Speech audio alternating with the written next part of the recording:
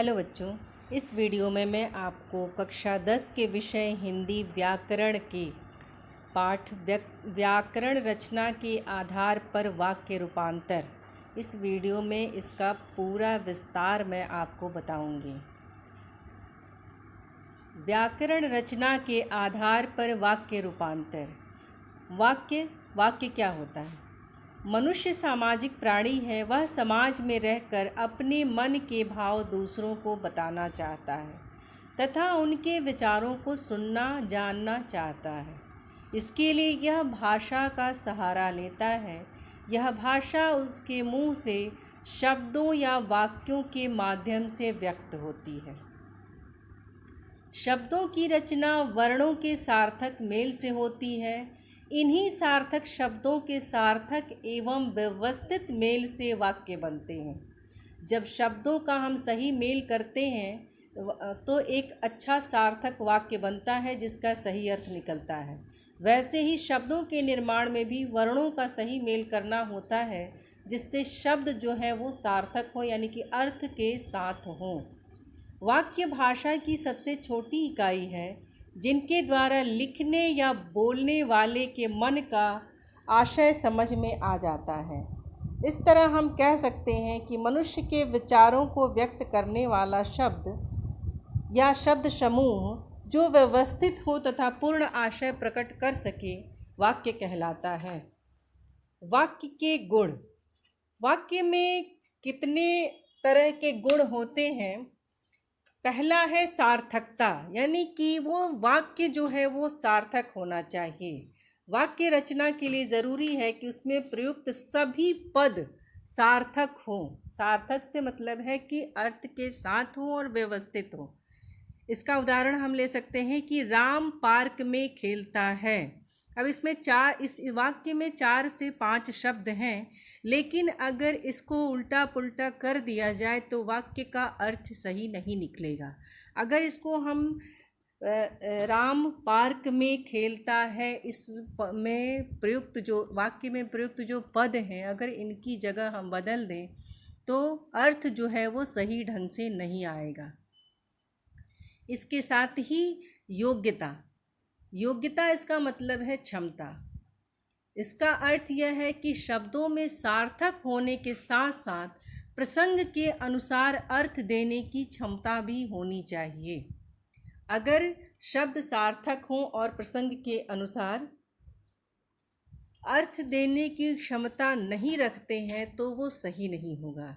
जैसे उदाहरण में हम देख सकते हैं कि पवन पानी खाता है। ये क्या है? ये सार्थक नहीं है। ये वाक्य जो है ऐसी क्षमता, ऐसी योग्यता नहीं रखता जिससे कि वो सही अर्थ दे सके। सही अर्थ देने के लिए पदों को व्यवस्थित करना होगा, उसका सही मेल करना होगा। आगे देखिए, पवन खाना खाता है। अब सही हो गया।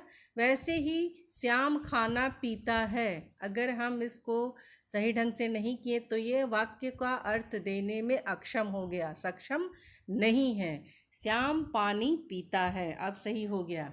इसी तरह तीसरा बिंदु है आकांक्षा। इसका अर्थ है इच्छा। इसका आशय यह है कि वाक्य अपने आप में पूरा होना चाहिए, उसमें कोई भी शब्द कम नहीं होना चाहिए जिसके कारण वाक्य में अधूरापन लगे। अगर हम कहें कि लड़के खाना है और लड़के खाना खा रहे हैं, तो लड़के खाना है वाक्य शब्द में अधूरापन है जिसके कारण वो सही अर्थ नहीं दे पा रहा है। वहीं लड़के खाना खा रहे हैं शब्द पूर्ण और व्यवस्थित है, इसलिए सही अर्थ दे रहा है। इसके बाद चौथा बिंदु है पदक्रम। पदक्रम वाक्य का सही अर्थ जानने के लिए शब्दों का उचित पदक्रम में होना ज़रूरी है। पदक्रम के अभाव में वाक्य का सही अर्थ नहीं निकलता। उदाहरण में हम देख सकते हैं, सारे देश के नागरिक कर्तव्यनिष्ठ हैं। ये एक वाक्य है और वहीं दूसरा वाक्य है, देश के सारे नागरिक कर्तव्यनिष्ठ हैं। दोनों में अंतर आप स्वयं समझ जाएंगे कि कौन सा सही है और कौन सा गलत है। गाय का ताकतवर दूध होता है और इसका सही होगा, गाय का दूध ताकतवर होता है। इतना तो आप स्वयं भी समझ जाएंगे पढ़ने के बाद। अन्वय, अन्वय का अर्थ है मेल। वाक्य में कर्ता, वचन, लिंग, कारक आदि में होना ज़रूरी है। इसके बिना वाक्य का पूर्ण अर्थ नहीं निकलता। इसका उदाहरण हम देख सकते हैं कि मेरा देश में अनेक नदियाँ बहता है। अन्वय यानी कि मेल जो है पदों का वो सही नहीं है। इसके साथ ही अगर हम पदों को सही ढंग से मेल कर दें तो मेरे देश में अनेक नदियाँ बहती हैं। अब हम देखेंगे वाक्य के अंग। वाक्य के अंग क्या क्या होते हैं। वाक्य की संरचना के आधार पर उसको दो भागों में विभाजित किया जाता है। पहला है उद्देश्य और दूसरा विधेय। उद्देश्य वाक्य का वह अंग है जिसके विषय में कुछ कहा जाए, उसे उद्देश्य कहते हैं। जैसे राम सो रहा है, इस वाक्य में हम किसके विषय में कह रहे हैं? राम के विषय में कह रहे हैं। तो किसी भी वाक्य में हम जिसके विषय में कुछ कहते हैं वो उद्देश्य होता है उस वाक्य का। तो इस वाक्य में हम राम के विषय में बात कर रहे हैं तो इस वाक्य का उद्देश्य होगा राम। वैसे ही आगे राजू खाना खा रहा है, इस वाक्य में हम राजू के विषय में बात कर रहे हैं तो इस वाक्य का उद्देश्य होगा राजू। आगे किसान फलों के पेड़ भी लगाते हैं। अब यहाँ हम किसान के विषय में बात कर रहे हैं, यानी कि हम जिसके विषय में बात करते हैं वही वाक्य का उद्देश्य होता है। जवान देश की रक्षा करते हैं। अब इस वाक्य में हम जवान के विषय में बात कर रहे हैं तो जवान इस वाक्य के उद्देश्य होंगे। इन वाक्यों में राम, राजू, किसान और जवान के विषय में बताया जा रहा है, इसलिए राम, राजू, जवान और किसान इस वाक्य के उद्देश्य हैं। दूसरा बिंदु है विधेय। वाक्य में उद्देश्य के बारे में जो कुछ कहा जाए उसे विधेय कहते हैं, यानी कि वाक्य में हम जिसके बारे में कहते हैं वो उद्देश्य है और जो बातें कहते हैं, जो कुछ कहते हैं वो विधेय है। करण खेल रहा है। अब करण इस वाक्य में उद्देश्य हो गया, हम करण के विषय में बोल रहे हैं, लेकिन हम उसके विषय में क्या बोल रहे हैं? खेल रहा है, तो हम उसके विषय में जो बोल रहे हैं वो उसका विधेय हो गया। इसी प्रकार चित्रकार चित्र बनाता है। यहाँ हम चित्रकार के विषय में बात कर रहे हैं तो वो उद्देश्य हो गया, लेकिन हम उसके बारे में क्या बता रहे हैं? चित्र बनाता है, तो हम उसके बारे में जो बता रहे हैं वो उस वाक्य का विधेय हो गया। इसी तरह चित्रा गीत गा रही है, मंजरी बस से शहर गई। अब चित्रा के विषय में हम कह रहे हैं कि वो गीत गा रही है, उसके विषय में हम क्या बता रहे हैं? वो गीत गा रही है, तो हम उसके विषय में जो बता रहे हैं वो उस वाक्य का उद्देश्य है, और जिसके विषय में बता रहे हैं वो उस वाक्य का उद्देश्य है। इन वाक्यों में खेल रहा है, चित्र बनाता है, गीत गा रही है और बस से शहर गई वाक्यों के विधेय हैं। वाक्य के भेद मुख्य रूप से वाक्यों को दो भागों में बांटा गया है। पहला रचना के आधार पर और दूसरा अर्थ के आधार पर। कक्षा 9 में आप अर्थ के आधार पर वाक्य भेद पढ़ चुके हैं, लेकिन इस वीडियो में ये कक्षा 10 का व्याकरण है, इसमें आप रचना के आधार पर पढ़ेंगे। रचना के आधार पर वाक्य भेद। रचना अथवा बनावट के आधार पर वाक्य के 3 भेद होते हैं। पहला है सरल वाक्य, दूसरा संयुक्त वाक्य और तीसरा है मिश्र वाक्य। सरल वाक्य जिन वाक्यों में एक उद्देश्य तथा एक विधेय होता है उन्हें सरल वाक्य कहते हैं। अभी इसके पहले हमने उद्देश्य और विधेय के बारे में बताया। अब हम कह रहे हैं कि सरल वाक्य में एक ही उद्देश्य और एक ही विधेय होता है। जैसे वर्षा हो रही है, मोहन पतंग उड़ा रहा है, बच्चे मैदान में खेल रहे हैं, रविवार को भी हम पढ़ेंगे, वह फलों के लिए बाजार गया, राम खाना खाकर सो गया। इसमें एक ही उद्देश्य है और उसके विषय में जो बताया जा रहा है वो विधेय भी एक ही है, इसलिए ये सरल वाक्य है। अगला बिंदु है संयुक्त वाक्य। जिन वाक्यों में दो या दो से अधिक स्वतंत्र उपवाक्य या वाक्यांश किसी समुच्चय बोधक अव्यय से जुड़े होते हैं उन्हें संयुक्त वाक्य कहते हैं। समुच्चय बोधक अव्यय जो अविकारी शब्द हैं। माँ बाजार गई और सब्जियां लेकर आई। माँ का बाजार जाना एक अलग उपवाक्य है और सब्जियां लेकर आना दूसरा उपवाक्य है। इन दोनों स्वतंत्र अर्थ देने वाले उपवाक्यों को हम और समुच्चय बोधक अव्यय से जोड़ते हैं तो ये संयुक्त वाक्य। संयुक्त का मतलब होता है कि जुड़ना, जोड़ना, एक से अधिक का आपस में जुड़े रहना। तो यहाँ भी क्या है कि दो स्वतंत्र वाक्यांशों को समुच्चय बोधक अव्यय द्वारा जोड़ा जाता है। आप खाना खाएं और आराम करें। खाना खाना और आराम करना दो अलग अलग क्रियाएं हैं और इन दोनों कार्यों को समुच्चय बोधक अव्यय द्वारा आपस में जोड़कर एक वाक्य बना दिया गया है। लेकिन ये वाक्य संयुक्त वाक्य कहा जाएगा क्योंकि दो स्वतंत्र अर्थ देने वाले उपवाक्यों को आपस में समुच्चय बोधक अव्यय और के द्वारा जोड़ा गया है। आप चाय पिएंगे या कॉफ़ी?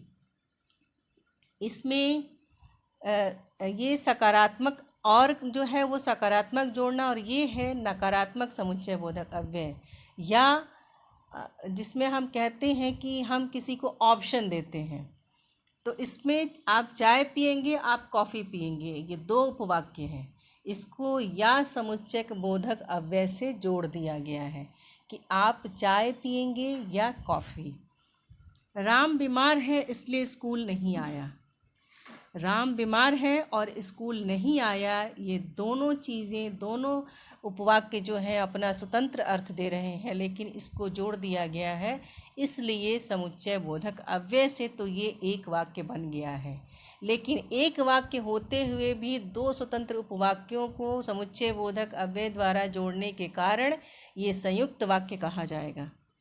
विद्यार्थी परिश्रमी होता है तो सफल होता है, तो अवश्य सफल होता है। विद्यार्थी परिश्रमी होता है तो अवश्य सफल होता है। परिश्रमी होना और सफल होना दो स्वतंत्र अर्थ देने वाले उपवाक्यों को तो समुच्चय बोधक अव्यय द्वारा जोड़ दिया गया है, इसलिए ये संयुक्त वाक्य होगा। सोमवार को हड़ताल है अतः बाजार बंद रहेगा। सोमवार को हड़ताल है और बाजार बंद रहेगा, ये दोनों स्वतंत्र अर्थ देने वाले उपवाक्य हैं जिन्हें अतः समुच्चय बोधक अव्यय द्वारा जोड़ दिया गया है।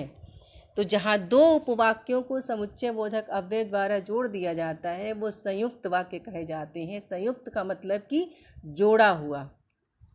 संयुक्त वाक्य की पहचान: दो उपवाक्यों के बीच समानाधिकरण संबंध होता है। संयुक्त वाक्य में दो या अधिक मुख्य या स्वतंत्र उपवाक्य होते हैं। उपवाक्य होते हुए भी उनमें पूर्ण अर्थ का बोध होता है, यानी कि उपवाक्यों को जब हम अव्यय द्वारा, समुच्चय बोधक अव्यय द्वारा जोड़ते हैं तो वो एक ही वाक्य लगते हैं और एक साथ मिलकर अर्थ देते हैं।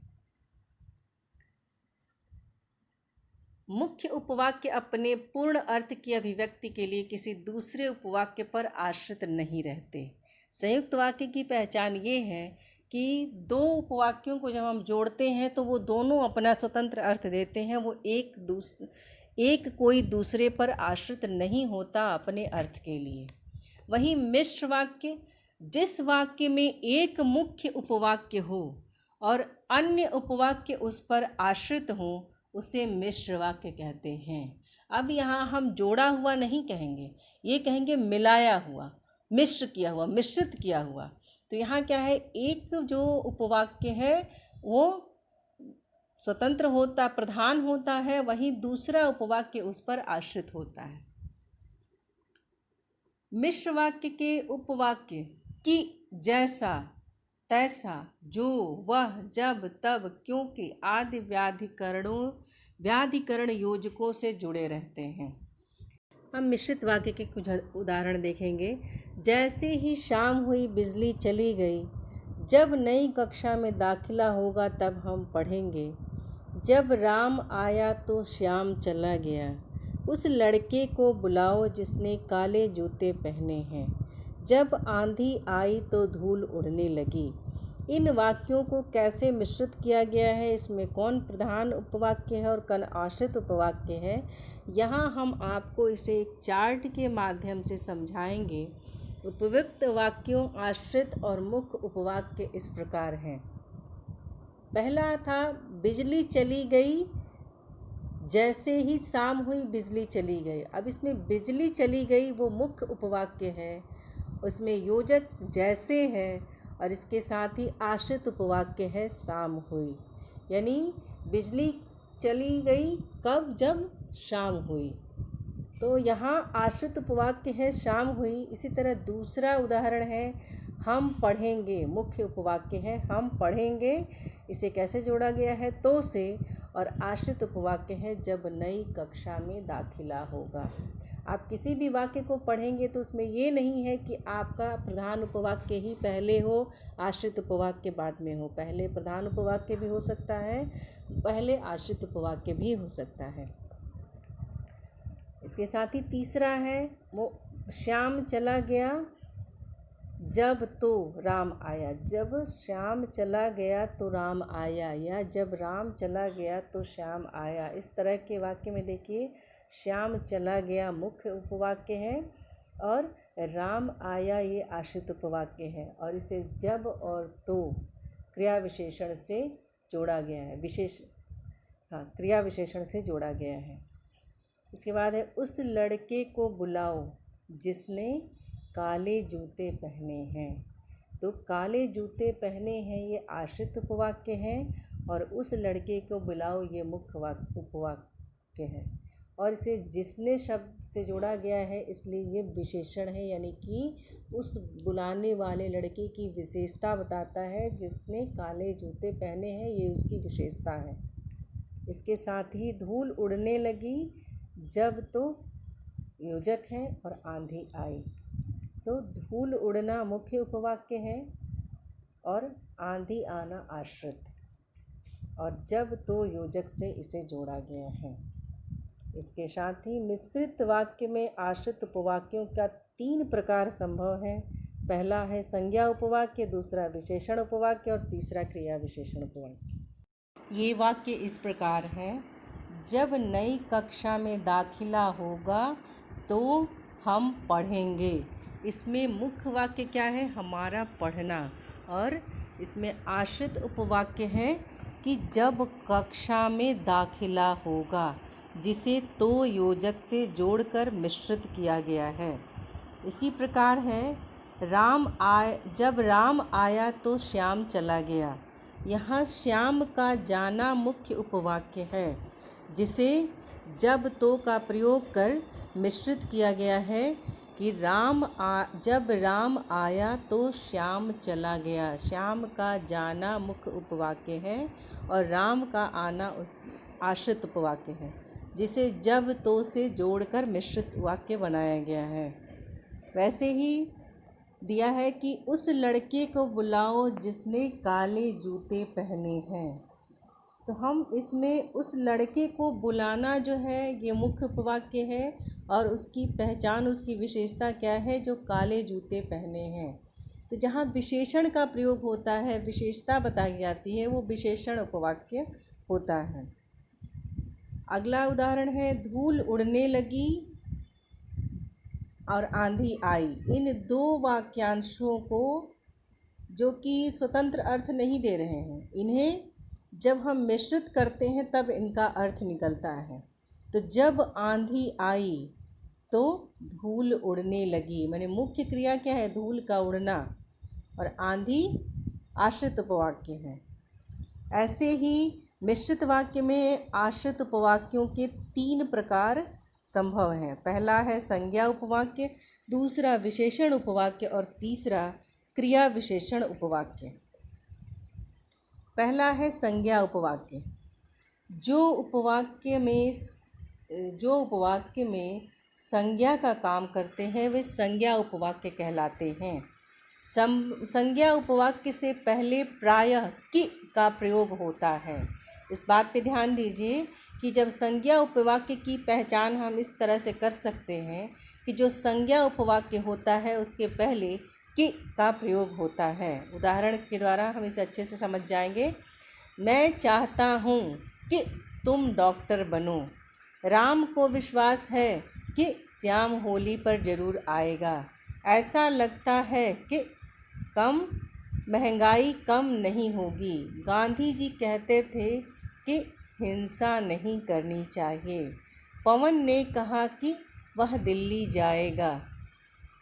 अब इस वाक्य में हम देखेंगे पहला उपवाक्य जो है मैं चाहता हूँ, ये प्रधान उपवाक्य है, जिसके पे और आश्रित क्या है, तुम डॉक्टर बनो, यानी कि जो वो इच्छा जाहिर करता है वो उसके चाहने पर उसकी अभिव्यक्ति जो है वो आश्रित है।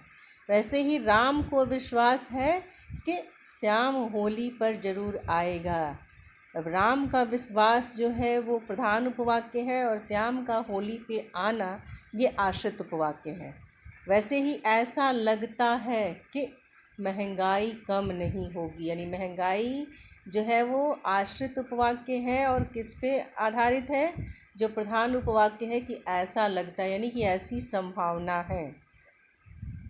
गांधी जी कहते थे कि हिंसा नहीं करनी चाहिए। हिंसा नहीं करना जो क्रिया है वो आश्रित उपवाक्य है और ये गांधी जी का कथन पे आश्रित है इस वाक्य में। इसलिए गांधी जी जो कहते हैं, गांधी जी कहते थे, ये वाक्यांश जो है प्रधान उपवाक्य होगा। पवन ने कहा कि कल दिल्ली जाएगा। कल दिल्ली का जाना, पवन का कल दिल्ली जाना उसके कथन पर आश्रित है। तो पवन ने कहा ये प्रधान उपवाक्य है और कि वह दिल्ली जाएगा ये आश्रित उपवाक्य है। तो इस बात पर आप विशेष ध्यान दें कि जो संज्ञा उपवाक्य होते हैं वो के शब्द से शुरू होते हैं। इसके साथ ही अब अगला है विशेषण उपवाक्य। जो उपवाक्य मुख्य उपवाक्य में संज्ञा सर्वनाम पदबंध की विशेषता बताते हैं उन्हें विशेषण उपवाक्य कहते हैं। जैसे जिसने कार्य नहीं किया वह खड़ा हो जाए। जो आदमी पढ़ाता है वह अध्यापक होता है। उन अंकल को बुलाओ जिनके हाथ में बैग है। वह साइकिल कहाँ है जिससे आप कल आए थे। तो अब इसमें देखिए, इसमें मुख्य क्या है कि वह खड़ा हो जाए, ये आपका प्रधान उपवाक्य है और आश्रित क्या है, जिसने कार्य नहीं किया। वही है वह अध्यापक होता है, ये प्रधान उपवाक्य है और आश्रित क्या है, जो आदमी पढ़ाता है। उस अंकल को, उन अंकल को बुलाओ जिनके हाथ में बैग है। इसी के साथ देखिए, वह साइकिल कहाँ है जिससे आप कल आए थे। जैसे पहले वाक्य में है कि वह खड़ा हो जाए, उसकी विशेषता क्या है, जिसने कार्य नहीं किया। उसकी पहचान क्या है, जिसने कार्य नहीं किया। वहीं वह अध्यापक होता है, इसकी विशेषता क्या है, जो आदमी पढ़ाता है। वहीं जिनके हाथ में बैग है उन अंकल को बुलाओ, ये इनकी विशेषता है। वैसे ही वह साइकिल कहाँ है, इसकी विशेषता क्या है, जिससे आप कल आए थे। तो यहाँ जो सर्वनाम पदों की विशेषता बता रहे हैं वो आश्रित उपवाक्य, विशेषण उपवाक्य कहे जाते हैं। इसके साथ ही क्रिया विशेषण उपवाक्य, जिन उपवाक्यों द्वारा मुख्य उपवाक्यों में क्रिया की विशेषता बताई जाती है उन्हें क्रिया विशेषण उपवाक्य कहते हैं। क्रिया विशेषण उपवाक्य किसी काल, स्थान, रीति, परिमाण, कार्यकरण आदि का द्योतन करते हैं। इन उपवाक्यों में जहाँ, जैसा, जब, ज्यों, त्यों आदि समुच्चय बोधक अव्यय प्रयुक्त होते हैं। जैसे जब राम आया तो बारिश हो रही थी। अब राम का आना उस समय बारिश के होने की अवस्था को बताता है, यानी कि उस समय का बोध कराता है कि जब बारिश हो रही थी। जब राम आया तो बारिश हो रही थी, लेकिन राम उस समय आया जब बारिश हो रही थी, तो ये कालवाची है। यहीं यदि वह पढ़ लेता तो अवश्य अच्छा इंसान बनता। अब यहाँ अच्छा इंसान बनना किस पर आश्रित है, उसके पढ़ लेने पर। उसका पढ़ लेना इस बात पर आश्रित है कि वो एक अच्छा इंसान बन जाएगा। यहाँ कार्य और करण है। वैसे ही स्थानवाची में हम कह सकते हैं कि जहाँ जहाँ प्रधानमंत्री गए वहाँ उनका भव्य स्वागत हुआ। अब प्रधानमंत्री का भव्य स्वागत हुआ, ये प्रधान उपवाक्य है और इसके साथ ही वो जाने की जो क्रिया है उसकी विशेषता क्या बता रही कि जहाँ जहाँ वो गए, तो ये स्थानवाची क्रिया विशेषण है। जहाँ तुम रहते हो वहीं मैं रहता हूँ। जैसे अध्यापक ने बताया बच्चों ने वैसा काम किया, तो बच्चों ने वैसा काम किया ये प्रधान उपवाक्य है और आश्रित क्या है, जैसा अध्यापक ने बताया। तो अध्यापक के बताने का तरीका यानी कि रीतिवाचक क्रिया विशेषण, जैसा करोगे वैसा भरोगे। यहाँ भी रीतिवाचक क्रिया विशेषण है। जितना तुम जानते हो उतना काम करो, यानी कि काम करने का आधार क्या है कि जितनी तुम्हारी जानकारी है। वाक्य परिवर्तन, किसी वाक्य को दूसरे वाक्य में परिवर्तित करने की प्रक्रिया को वाक्य परिवर्तन कहते हैं। यहाँ हम सरल या साधारण वाक्य से मिश्र वाक्य में वाक्य को परिवर्तित करेंगे। कुछ उदाहरण देखिए। पहला है अच्छे लड़के मेहनती होते हैं। अब इस पे ध्यान दीजिएगा, जो लड़के मेहनती होते हैं वे अच्छे होते हैं। ये मिश्रित वाक्य हो गया, यानी कि अच्छे लड़कों की विशेषता क्या है, जो मेहनती होते हैं, यानी कि विशेषता अगर बताई जाती है तो विशेषण उपवाक्य है। वहीं छतरी वाले आदमी को बुलाओ। अब यहाँ हम कहेंगे कि उस आदमी को बुलाओ जिसके पास छतरी है, तो हमें उस छतरी वाले आदमी को बुलाना है, उस आदमी को बुलाना है जिसके पास छतरी है। तो वह ये सब सर्वनाम है और सर्वनामों की जो विशेषता बताई जाती है, जहाँ उन पदों की विशेषता बताई जाती है, पदबंधों की विशेषता बताई जाती है, वहाँ विशेषण उपवाक्य होता है। तो जिसके पास छतरी है उसकी विशेषता है। वहीं वह कपड़े खरीदने के लिए बाज़ार गया। इसको हम मिश्रित वाक्य में कैसे बनाएंगे, उसे कपड़े खरीदने थे इसलिए बाज़ार गया। प्रधानाचार्य के आते ही प्रार्थना शुरू हुई। जैसे ही प्रधानाचार्य आए वैसे ही प्रार्थना शुरू हुई। स्वस्थ रहने के लिए तुम्हें दूध पीना चाहिए। यदि स्वस्थ रहना है तो तुम्हें दूध पीना चाहिए। मनु ने अलौकिक दृश्य देखा।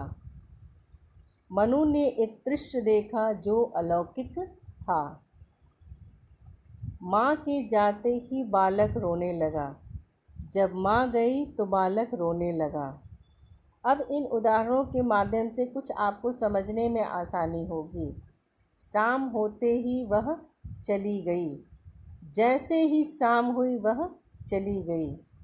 मैंने एक दुबला पतला आदमी देखा। मैंने एक व्यक्ति देखा जो दुबला पतला था। सरस कवि का सब आदर करते हैं। जो कवि सरस होता है उसका सब आदर करते हैं। तो ऐसे सरल वाक्यों को हम मिश्रित उपवाक्य में या मिश्रित वाक्य में परिवर्तित करेंगे। ऐसे ही सरल का संयुक्त में भी परिवर्तन यहाँ इस उदाहरण के माध्यम से हम आपको समझाएंगे। आप खाकर आराम करें। अब इसको संयुक्त वाक्य में परिवर्तित करना है तो हम क्या करेंगे, आप खाना खाएं और आराम करें। सूर्यास्त होने पर अंधकार छा गया। सूर्यास्त हुआ और अंधकार छा गया। वह भोजन करके विद्यालय जाता है। वह भोजन करता है और विद्यालय जाता है। वह फल खरीदने के लिए बाज़ार गया। वह बाज़ार गया और उसने फल खरीदे। तो ऐसे हम देख रहे हैं कि कैसे सरल वाक्यों को समुच्चय बोधक अव्यय द्वारा संयुक्त वाक्य में परिवर्तित किया जा रहा है। अब संयुक्त वाक्य को मिश्रित वाक्य में परिवर्तित होना हो तो मैं अच्छा खेला किंतु समुच्चय बोधक अव्यय है, हार गया। अब इसे हमें मिश्रित वाक्य में परिवर्तित करना होगा तो हम कहेंगे यद्यपि मैं अच्छा खेला फिर भी मैं हार गया, या हम तथापि मैं हार गया ये भी कह सकते हैं। इसके साथ ही ये पाठ समाप्त हुआ और घंटी बजी। तो और समुच्चय बोधक अव्यय है जो दो वाक्यांशों को स्वतंत्र अर्थ देने वाले को जोड़ता है। अब इसको हमें मिश्रित करना होगा, तो एक को प्रधान और दूसरे को आश्रित बनाना होगा। जैसे ही पाठ समाप्त हुआ वैसे ही घंटी बज गई।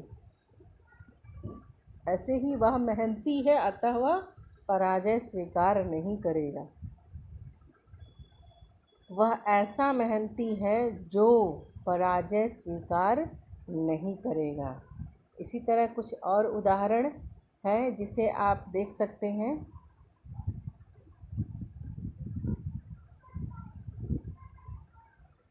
इसके साथ